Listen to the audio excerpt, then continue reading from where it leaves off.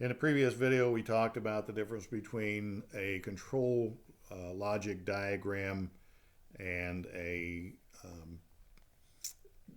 electronic logic controller, programmable logic controller diagram. And we got through this first page up to the variable speed combustion blower right here with the three-phase power.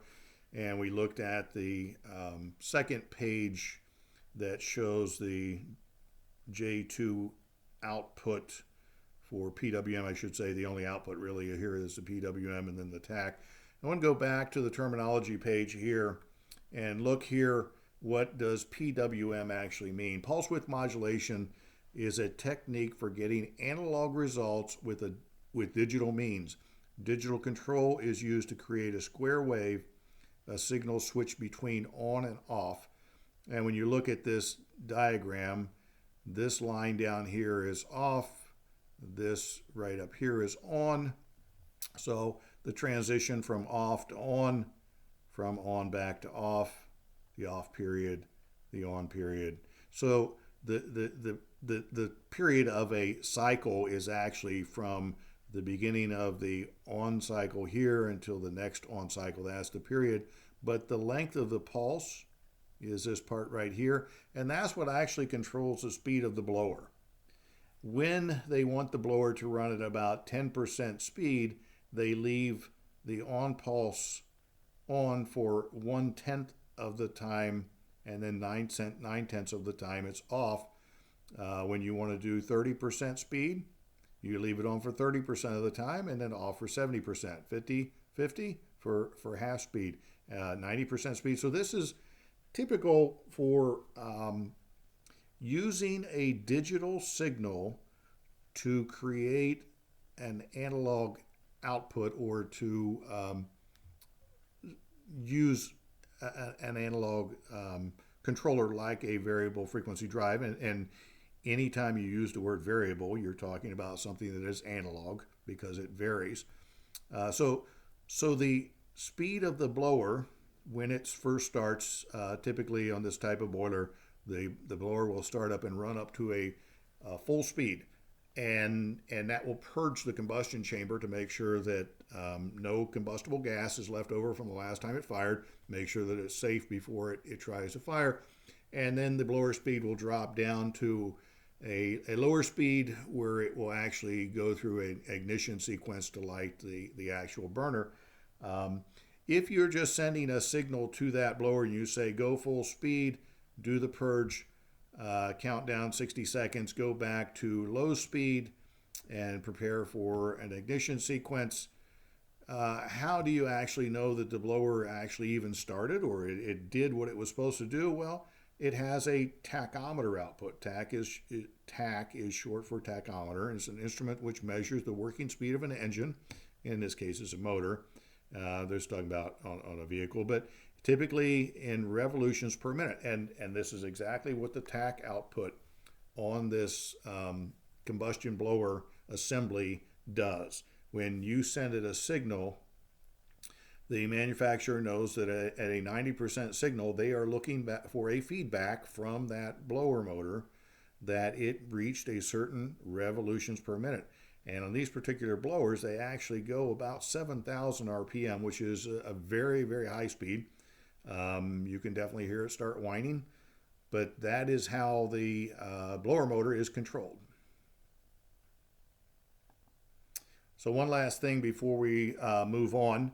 When you see the 25 volt plus and 25 volt minus terminals here, how would you know if that is a voltage signal that's coming from the blower motor assembly going to the input?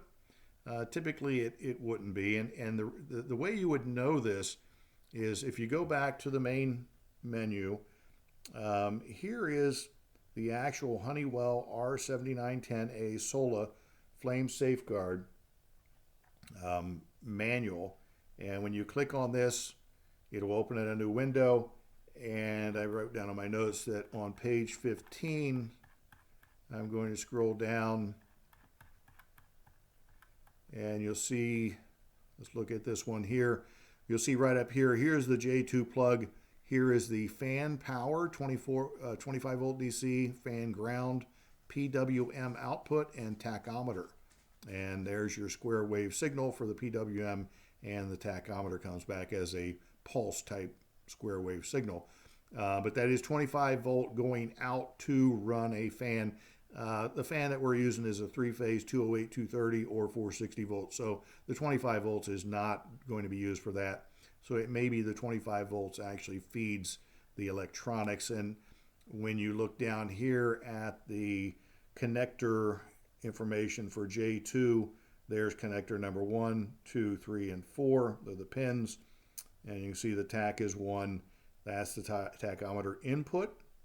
The 25 volts is the blower motor power for 25 volts DC. Probably just powers the electronics inside the blower motor assembly. PWM is the digital modulation of a variable speed drive. So digital to analog. And if anybody ever mentions to you that we live in a digital world, that's the way things are. You know, very, very rarely do we have analog signals. We shouldn't say that. There are plenty of analog signals out there, but a lot of things are digital nowadays. And number 4 there obviously is the ground. Getting back to our first page here. So we got this all figured out. We know how the power gets to the variable speed blower and how the signal varies. We come off of here with L1 going to a fuse and L2 going to a fuse, and the size of this fuse is based on the information C in these tables. So it's a 3 amp or a 2.5 amp, 3 amp, 2.5 amp, 1.25 amp, and the size of this fuse is based on 2 things: the input voltage, 208, 230, 460, and the VA rating of this control circuit transformer.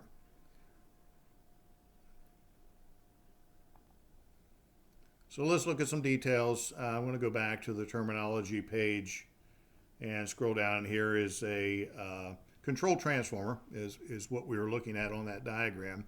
And it talks about the concept of a step-down transformer is quite simply that it has more turns on the primary coil as compared to the turns on the secondary coil.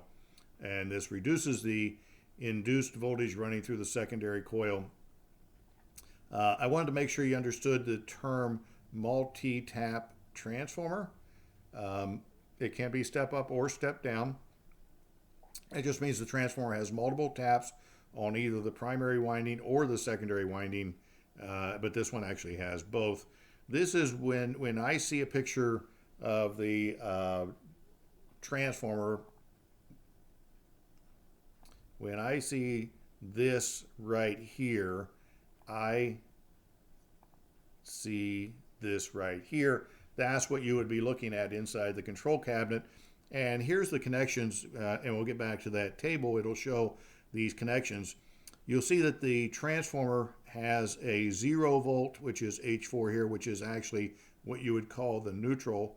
And if you are powering this transformer on the primary side, this is the input primary side, you would power H4 and H3 for the 208, H4 and H2 if it was 220, 230, or 240, and H4 and H1 would be your 2-line input if it was 460, 440, 460, 480.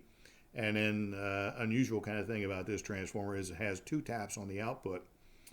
Between X3 and X2, you get 23, 24, 25 volts, and this is AC. Transformers only work on AC. And between X3 and X1 is 110, 115, or 120 volts AC.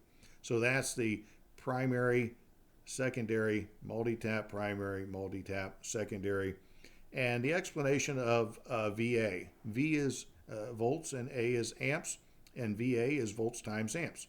kVA is thousands of VA. So what is the VA of a 120 volt single phase load that pulls 2 amps? So if we connected something to this transformer and we connected it on X3 and X1, that would be our 120 volt output. And If we had 2 amps, our volts times amps, 20 or 120 times 2 would give us 240 VA. 240 VA is actually 0.24 kVA, because when you convert from VA to 1000 VA, you move the decimal place 3 points or 3 places. So you go from the 0 after the 0 here to before the 2, and that's 0.24 kVA. I did the math here because I know you guys like math, and because the transformer that we're going to look at when we get back to the drawing is a 0.25 kVA. Really, that's 250 VA. Not the biggest transformer in the world, but not a small one. And since it does have a 24 volt tap, if we were going to use 24 volts, we could use up to 10 amps, because 24 volts times 10 is 240 VA, which would give us about 0.24 kVA. Now, when you think about a transformer, you think if you overloaded, if you drew too many amps, say it was 120 volt, 240 VA, if you were drawing 2.5 amps or 3 amps or 4 amps, would this immediately stop working and blow up? No. What happens, because it is a combination of volts times amps, if you exceed the amperage rating, or for the voltage you're using, you exceed the amps. Of course, if you're using 24 volts, 2 amps isn't going to be close. 4 amps isn't even going to affect it if it's 24 volts. But if it's 120 and you go over 2 amps, the actual voltage output goes down. So maybe you get to 2.1 amps, the voltage goes down to 100 volts. You get to 2.2, 2.3, the voltage drops to 90 or 80 or 70. So when the voltage starts dropping, you start noticing things start humming and things start chattering. If you've ever shorted out a low voltage transformer, or the low voltage side of a transformer, and you hear something start to hum and chatter, it's because the voltage dropped. Eventually, you're going to maybe, hopefully, blow a fuse or a breaker on some transformers, but a transformer will not immediately stop working if you exceed its rated amperage. It just means the voltage will drop, because the combination of voltage and amperage is what the transformer is rated at. So let's go back to our page 1 drawing. Here's the transformer. Here's our fuses based on the letter here, C, what the fuse size should be. And then you'll see the connection A and B. The connection A and B based on the 208, remember H3, H4, 230 is H4 and H2, 460 is H4 and H1, and the same thing down here. So what they're telling you here is that this wire coming off of this fuse has to go to A, either H4, or H4 is always the common, and then B here would change based on what the input voltage is.